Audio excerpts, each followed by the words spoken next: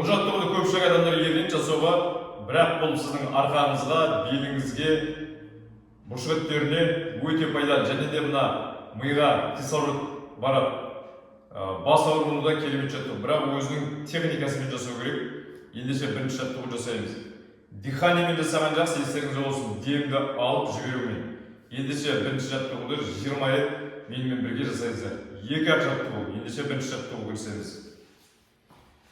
Ол үшін, міне көрдіңіздер, аяқтың арасын, жамбастың арасын ашып, аяқ осылай болады, немесе осылай болады. Өзіңізге ыңғайлы. Қолымызды көтереміз, вдох, выдохпен 20 рет жасаймыз.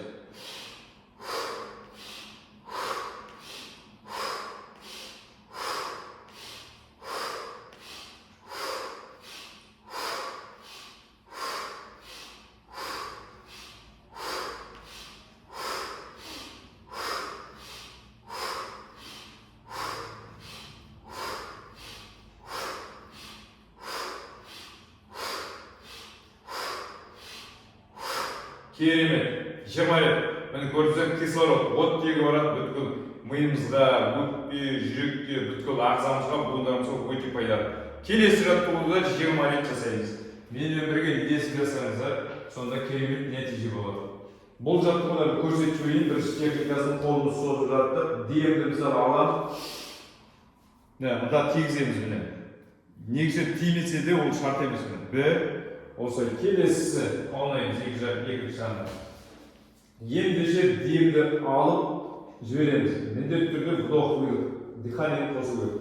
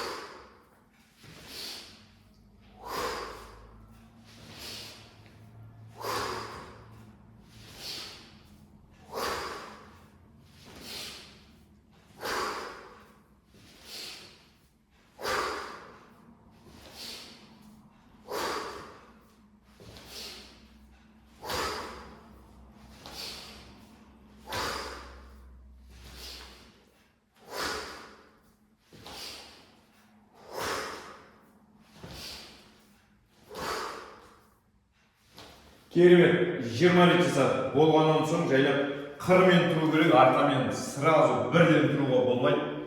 Ендеше осы жаттығу сізге ұнады ма? Ұнаса лайк басыңыз, комментарий жазыңыз, каналды қолдап кетіңіз, каналға жазылып қойыңыз.